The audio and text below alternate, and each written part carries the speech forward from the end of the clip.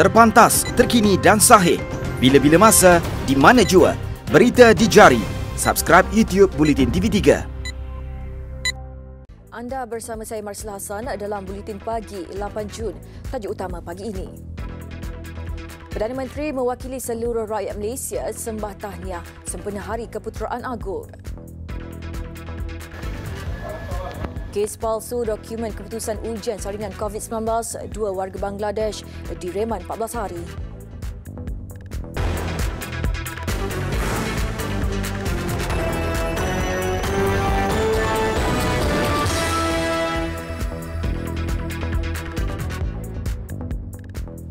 Assalamualaikum dan salam sejahtera.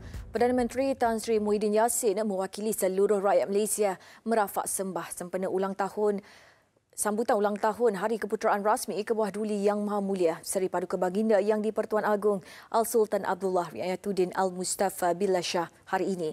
Menerusi hantaran di akaun Facebook rasminya malam tadi, Perdana Menteri turut mendoakan Baginda diberi kekuatan dan keberkatan untuk terus kekal karar bersemayam di atas singgasana tahta pemerintahan dengan penuh kebesaran, kedaulatan dan kesejahteraan.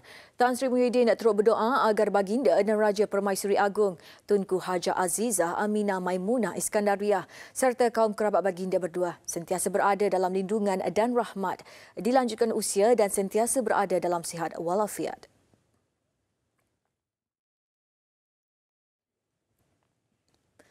Dua lelaki warga Bangladesh yang ditahan selepas disyaki terbabit aktiviti pemalsuan dokumen keputusan ujian saringan COVID-19 direman selama 14 hari. Ketua Polis Kuala Lumpur, Datuk Seri Mazlan Lazim berkata, kedua-dua suspek ditahan reman sehingga 19 Jun ini. Datuk Seri Mazlan dalam satu kenyataan memaklumkan, polis masih menyiasat semua aspek termasuk identiti pembeli dokumen palsu yang terdiri daripada kalangan warga asing. Siasatan juga membabitkan sindiket lain yang mungkin menggunakan modus operandi sama. Katanya orang ramai yang mempunyai maklumat mengenai perkara itu diminta menghubungi polis Kuala Lumpur.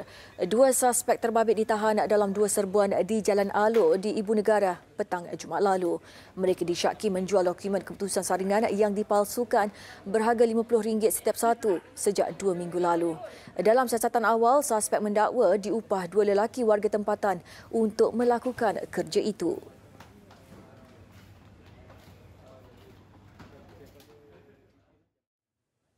Dalam perkembangan berkaitan, Kementerian Kesihatan KKM memaklumkan pihaknya mempunyai rekod setiap saringan yang dijalankan di lokaliti atau kumpulan sasar yang mana surat pengesahan negatif COVID-19 hanya sah ketika ujian itu.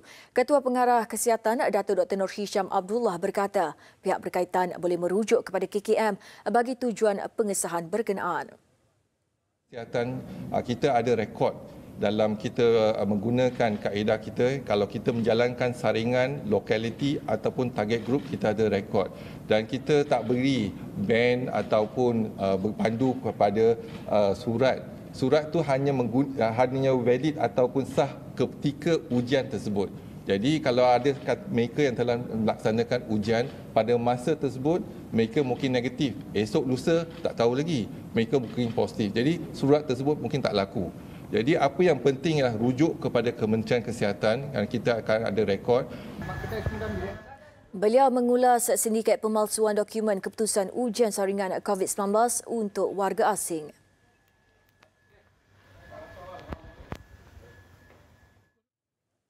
30% kemudahan wad dan katil serta kaki tangan di hospital masih dikhususkan untuk merawat pesakit COVID-19.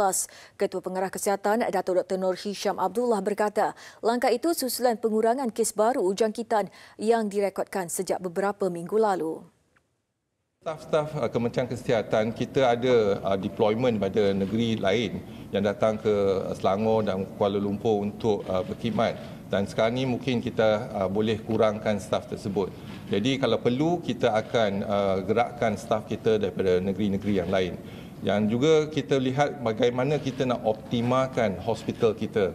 Jadi sekarang ini dengan penggunaan ICU dan penggunaan katil-katil COVID, kita akan sekurang-kurangnya kita akan tetapkan 30% untuk kes-kes COVID walaupun kita tak menggunakan katil tersebut.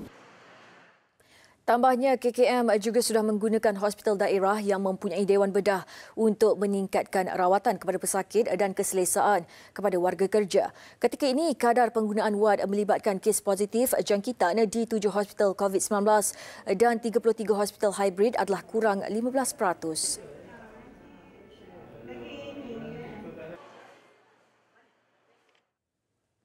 Kerajaan membenarkan kawasan rukun tetangga KRT untuk menggerakkan rondaan skim rondaan sukarela SRS di zon hijau bermula 20 Jun ini.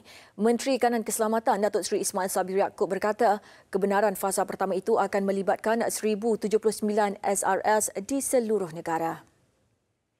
Kementerian Perpaduan Negara akan menyediakan peralatan seperti topeng muka, vest dan lampu picit untuk anggota rondaan SRS dan setiap rondaan tidak melebihi 5 orang.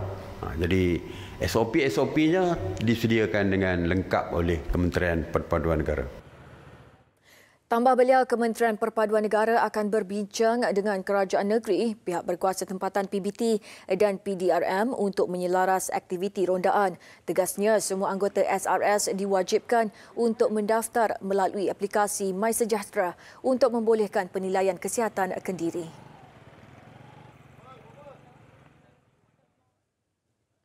Dewan Bandaraya Kuala Lumpur DBKL membenarkan operasi pasar terbuka, pasar pagi, pasar malam dan bazaria bermula 15 Jun ini secara berperingkat dalam tempoh Perintah Kawalan Pergerakan Pemulihan PKPP.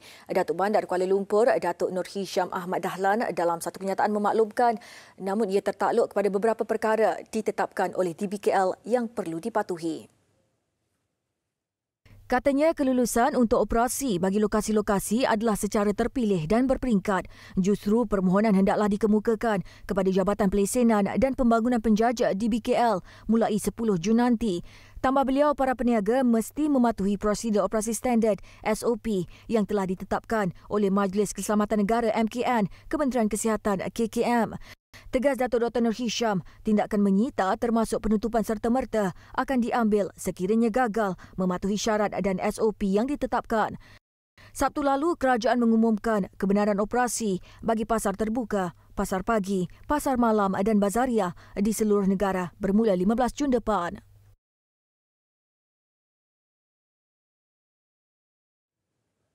Kerajaan Negeri Selangor akan meneliti beberapa garis panduan sebelum membenarkan beberapa aktiviti perniagaan seperti kedai gunting rambut, salon dan pasar malam beroperasi semula di negeri itu.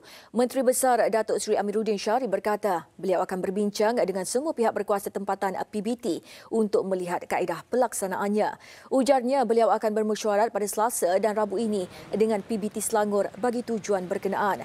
Katanya garis panduan itu akan lebih tertumpu kepada operasi pasar pagi dan malam kerana ia lebih penting dan membabitkan ramai orang. Tarikh pembukaan semula diberikan lebih awal akan membantu kerajaan negeri membuat persiapan terutama dalam aspek pelaksanaan SOP serta adaptasi. Sementara itu, Melaka belum bersedia membenarkan perkhidmatan menggunting dan menandan rambut serta kecantikan, pasar pagi terbuka, pasar malam serta bazaria untuk kembali beroperasi pada tarikh yang diumumkan Kerajaan Persekutuan iaitu 10 dan 15 Jun ini. Ketua Menteri Datuk Sulaiman Mat Ali berkata ini kerana kerajaan negeri akan meneliti terlebih dahulu SOP berkenaan kerana negeri itu juga mempunyai SOP sendiri. Beliau berkata pembukaan sektor ekonomi berkenaan perlu dirancang dan dilaksana secara terperinci agar wabak COVID-19 dapat dikekang. Dalam perkembangan lain, kursus pra-perkahwinan di Melaka yang ditangguhkan sejak penguatkuasaan Perintah Kawalan Pergerakan PKP kini dilaksanakan semula sejak Sabtu. Kursus anjuran Jabatan Agama Islam Melaka JAIM dan yang dikendalikan anak syarikatnya dilaksanakan dengan prosedur operasi standard SOP yang ketat. Sebulan lebihlah membuat permohonan dan membuat kajian terlebih dahulu dan membuat kertas kerja sebelum mendapat kelulusan daripada pihak Majlis Keselamatan Negara, Kementerian Kesihatan Malaysia dan juga daripada JAKIM sendirilah. Dan akhirnya JAIM, Jabatan Agama Islam sebagai induk telah memberi kebenaran. Setiap sesi kursus kini dihadkan kepada 60 peserta sehari berbanding 200 peserta sebelum ini. Masa kursus juga dipendekkan kepada 6 jam berbanding 12 jam. Keutamaan diberikan kepada bakal pengantin yang sudah menetapkan tarikh perkahwinan dalam tempoh 3 bulan bermula bulan ini. Beliau berkata penyusunan semula operasi pengurusan dan pelaksanaan kursus pra-perkahwinan yang itu mengambil kira tata cara seperti yang disarankan oleh Kementerian Kesihatan serta arahan Majlis Keselamatan Negara. Karul Azni sebelum itu menyampaikan sijil penyertaan kepada peserta kursus berkenaan di Masjid Al-Azim, Bukit Palah.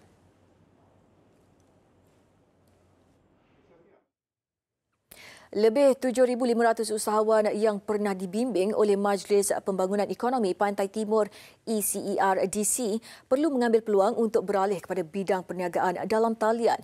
Menteri di Jabatan Perdana Menteri Ekonomi, Datuk Seri Mustafa Muhammad berkata peluang itu melalui kempen e-dagang bagi perusahaan mikro dan PKS bernilai RM70 juta dalam pelanjangan semula ekonomi negara bencana. Dalam konteks itulah saya mohon tadi ECR supaya menghimpunkan semua usahawan yang dilatih sebelum ini untuk berniaga atas talian sebagai contohnya. Kita jumpa mereka bagaimana mereka boleh mendapat manfaat daripada bantuan yang disediakan oleh kerajaan. Sehubungan itu, katanya ECERDC mengajak usahawan terbabit menyertai kempen e-dagang berkenaan. Katanya ekonomi di Kelantan turut menerima tempias akibat pandemik COVID-19. Namun penjana dan langkah melonggarkan SOP diambil bagi memulihkan keadaan. Justru usahawan di Pantai Timur akan mendapat manfaat dari penjana yang menyalurkan dana pertumbuhan ekonomi seluruh negara termasuk di utara, timur serta Sabah dan Sarawak melalui 40 inisiatif yang diperkenalkan bernilai RM35 bilion. Datuk Seri Mustafa ditemui selepas melawat Pejabat Pembangunan Ekonomi Wilayah Timur ECER Kelantan. Hadir sama Ketua Pegawai Eksekutif ECERDC Baizawi Cik Mat. Angkatan Bersatu Anak Muda Armada Parti Pribumi Bersatu Malaysia Bersatu sedia memberi kerjasama kepada Suruhanjaya Pencegahan Rasuah Malaysia SPRM berhubung dakwaan berlaku penyelewengan wang berjumlah RM600,000. Cabang parti itu dalam satu kenyataan menegaskan pihaknya menolak sebarang bentuk penyelewengan dan mengalu-ngalukan siasatan secara adil. Armada Bersatu sedia bekerjasama dengan SPRM selagi mengikut garis panduan dan prosedur yang betul. Ia menjelaskan wang RM600,000 itu adalah sebahagian wang persiapan untuk kegunaan bantuan COVID-19 bulan Ramadan dan Hari Raya. Menurutnya, fasa pertama bantuan telah diedarkan di seluruh negara pada bulan Ramadan lalu.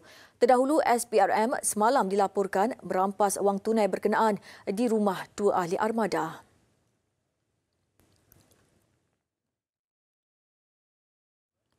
Polis melepaskan beberapa das tembakan ke arah kenderaan dinaiki 4 lelaki warga asing yang cuba merempuh polis berhampiran sebuah pusat membeli belah di Kota Damansara, Selangor. Ketua Polis Daerah Petaling Jaya, Asisten Komisioner Nik Izani Muhammad Faisal berkata, dalam kejadian itu 2 suspek ditahan namun 2 lagi rakan suspek meloloskan diri. ACP Nik Izani dalam satu kenyataan media memaklumkan dalam kejadian kira-kira jam 9.45 malam, sepasukan anggota ronda cegah jenayah bermotosikal IPD Petaling Jaya mengesan sebuah Honda City dalam keadaan mencurigakan. Kenderaan suspek cuba merempuh anggota terbabit sehingga memaksa polis melepaskan tembakan ke arah tayar hadapan dan belakang. Kenderaan disekat dengan bantuan anggota MPV berhampiran flat gugusan dedap Kota Damansara dan 4 suspek dalam kenderaan itu melarikan diri. Suspek yang disyaki terbabit kes pecah rumah bertindak agresif ketika ditahan. Susulan tangkapan 2 suspek itu, polis menyerbu sebuah rumah di Jalan Anjung Putra of Jalan Sultan Ismail, Kuala Lumpur. Pelbagai barangan hasil pecah rumah ditemui, antaranya barangan berjenama, 1 pasport Amerika Syarikat serta wang tunai. 2 suspek terbabit kini direman 7 hari. Usaha memburu 2 suspek yang lolos kini sedang dijalankan. Besar impaknya. Laris selepas hasilnya. Pantas menampilkan prosiding ini secara dalam keuangan maya. Berita di jari. Subscribe YouTube Bulletin TV3. Beralih ke laporan luar negara. Arab Saudi merekodkan jumlah kes harian COVID-19 tertinggi sejak kali pertama dilaporkan Mac lalu. 3,121 kes dilaporkan pada Sabtu, menjadikan jumlah kes keseluruhan menghampiri angka 100,000 atau lebih tepat 98,869 kes. Setakat ini 26,402 jumlah kes aktif dengan 1,484 pesakit kritikal. Kementerian Kesihatannya turut mengumumkan 1,175 kes yang baru pulih, menjadikan 71,791 pesakit sudah pulih. Dalam pada itu, 34 kematian baru dilaporkan dengan jumlah terkini 676 kematian. Berdasarkan statistik kes baru, Riyadh melaporkan jumlah tertinggi dengan 900 kes, diikuti Jeddah 572 kes. Sementara Mekah 279, Madinah 170 dan Damam 149 kes. Perintah berkurung di Jeddah masih berkuat kuasa dari jam 3 petang hingga 6 pagi dengan masjid masih ditutup.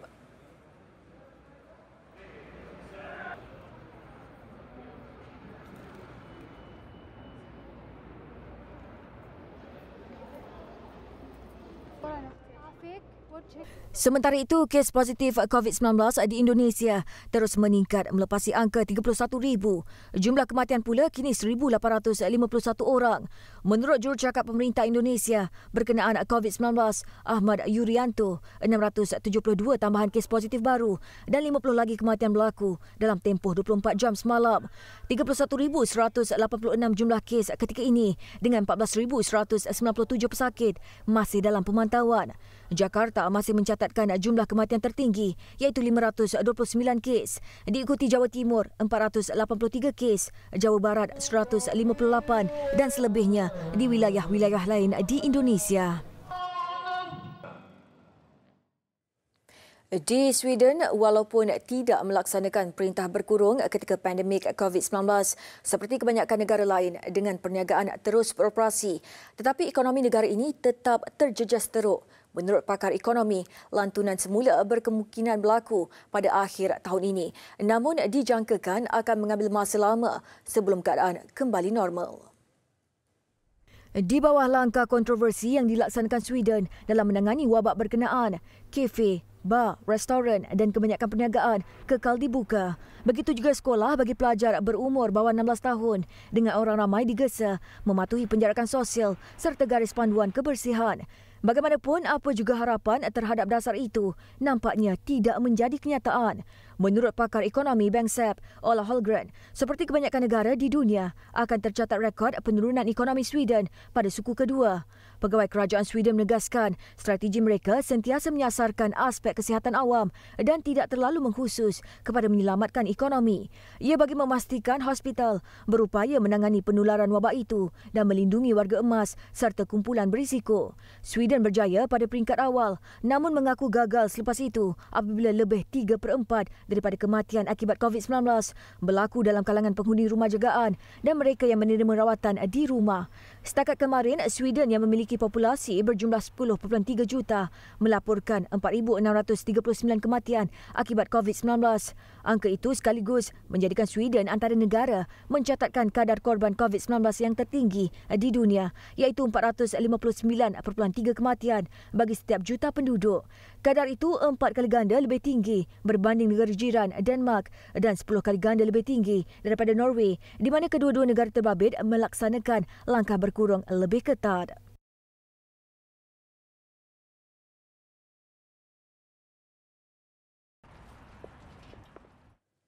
Kotak hitam pesawat Ukraine yang terhempas berhampiran lapangan terbang Tehran dilihat tidak membantu dalam siasatan. Timbalan Menteri Hal Ehwal Luar Negeri Mohsen Baharvand yang dipetik agensi berita rasmi IRNA berkata Iran bersedia menghantarnya ke luar negara untuk menjalankan siasatan lanjut. Bagaimanapun, Iran menetapkan syarat tertentu untuk memindahkan kotak hitam itu ke luar negara. Penerbangan 752 pesawat Ukraine International Airlines didakwa ditembak dengan peluru berpandu lalu terhempas selepas berlepas dari lapangan terbang Tehran pada 8 Januari lalu. Nahas meragut 176 nyawa, antaranya warga negara Iran dan Kanada serta beberapa warga negara lain. Kanada sebelum ini menuntut supaya Iran yang tidak memiliki kaedah teknikal untuk menyahkut kotak hitam menyerahkan kotak hitam itu ke luar negara supaya kandungannya dapat dianalisis.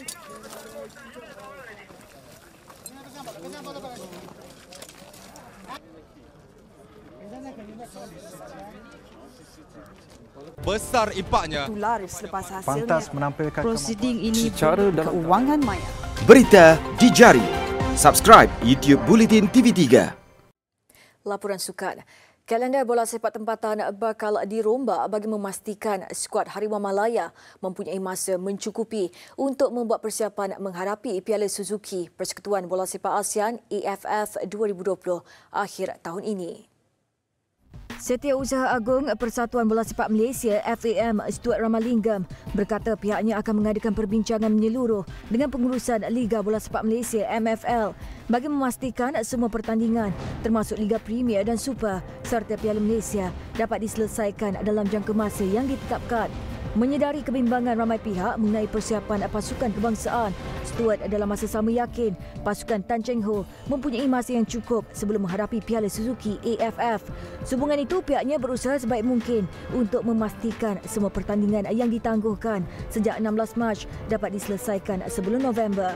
Baru-baru ini, jurucakap AFF memaklumkan bahawa badan itu akan meneruskan kejohanan dui tahunan rantau ini walaupun berhadapan ancaman pandemik COVID-19 selepas mendapat maklum balas daripada semua anggota gabungannya.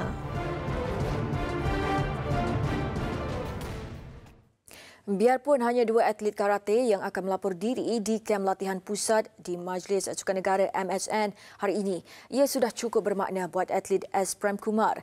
Katanya kebenaran untuk berlatih di MSN itu jauh lebih baik berbanding berlatih sendiri di rumah dalam keadaan serba kekurangan. Prem dan pemenang pingat emas Sukan C 2019 Arshar Mendran adalah antara 14 atlet elit dan 26 atlet para yang akan melapor diri bagi mengikuti latihan berpusat di MSN Bukit Jalil yang dijalankan menerusi kebenaran khas kerajaan.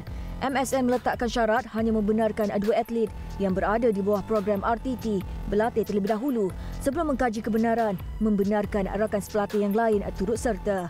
Menurutnya, dia sudah bersedia dari segi mental dan fizikal untuk menghadapi prosedur operasi standard SOP yang ketat.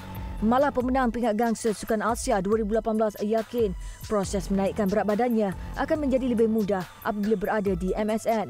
Prem perlu menaikkan berat badannya sebanyak 13 kg lagi bagi membolehkan dia beraksi dalam kategori bawah 67 kg di kejohanan kelayakan ke Olimpik di Paris nanti. Sekian paparan Buletin Pagi. Sekiranya anda mempunyai sebarang aduan atau masalah setempat untuk dikongsi, email kami ke news@tv3.com.my. Saya Marsila Hassan dan sempena Hari Keputeraan Seri Paduka Baginda yang di Pertuan Agong, saksikan program khas Dirgahayu jam 6.30 petang ini. Pastinya di TV3. Salam hormat dan Assalamualaikum.